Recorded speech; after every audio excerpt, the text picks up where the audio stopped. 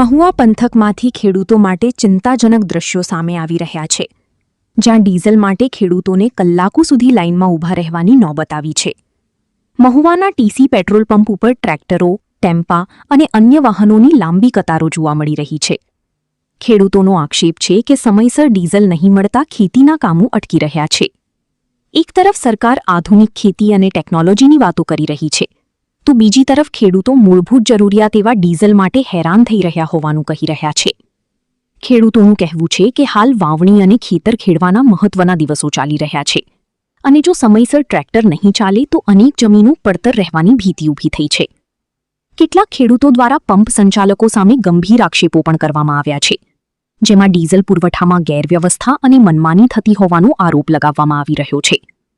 ખેડૂતોના મતે જો આવી જ પરિસ્થિતિ ચાલુ રહેશે તો આવનારા સમયમાં ખોરાક ઉત્પાદન પર પણ અસર પડી શકે છે અને ખેતી વાંઝણી રહેવાની ભીતિ વચ્ચે ગ્રામ્ય વિસ્તારોમાં ચિંતા વધી રહી છે.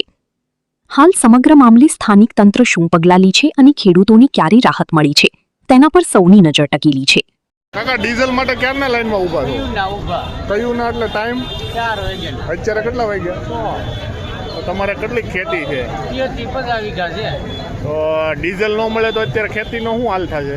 તો કોણ કરે? હે? તો કોણ કરે? ખેતી પડી રહે એવું એવું તો છે ને. આ ડીએડીની તો ભરાય આખી ખેતીમાં કાંઈ ખાવાનું ન જતું. ડીઝલ તમને મળ્યું નથી? નહીં જ મળી.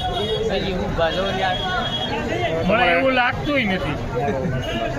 એવું લાગતું નથી. ખેડૂતને શું કરવાનું? અત્યારે આ લાઈનમાં બધાને આપે તો છે ડીઝલ. ક્યાં અમને નથી આપતા? બેલરો ભરે. હું એવડા વારો આવે આવવા દે તો અમારો વારો આવે ને ખેડૂતોને તો શું કરીએ? આ બધા ઇન્ડસ્ટ્રીવાળા બધા કારખાનાવાળાને ડીઝલ ભરી દે. આપણે શું કરવાનું? ડીઝલ ન મળે તો તકલીફ શું થાય? તકલીફ ખેતી પડી રહે, પડતર રહે. ખેતી બંધ જ થઈ જાય ને. હે કે ડીઝલ વગર તો શું કરવાનું? 99% ટ્રેક્ટર ઉપર ખેતી હોય છે. 99% 1% જ ગુંજાશ છે કે જે બળદ કોઈની પાસે હશે છે નહીં તો ખેતી કરવાની છે પછી ને. એના ઉપરથી જ હાલવાનું રહે છે, ટ્રેક્ટર ઉપર જ. આમ તો હું તો 3:30 વાગ્યાનો ઊભો. 3 વાગ્યાના ઉપર તમને કોઈ ડીઝલ મેળવું નથી ને. હજી એક વ્યક્તિ ડબલું નહીં થાય લાઈનમાં ને હાલવાનું છે એમને એવું લાગે છે. છેલ્લે મળશે. મારું નામ જીતુભાઈ છે. અહીં લાઈનમાં ઊભા છે ને ડમ્પરમાં ભરાય છે. તો કેવી તકલીફ છે અત્યારે ડીઝલમાં તમારે? ડીઝલની ફૂલ તકલીફ છે. જરા ખેડૂતો લાઈનમાં કેટલા ઊભા છે ને અહીંયા લાઈનમાં ઊભા રહે છે ને જે ભરવાવાળા છે એ ભરી લે છે ટીપણા. ખેડૂતોનો વારો નથી આવતો.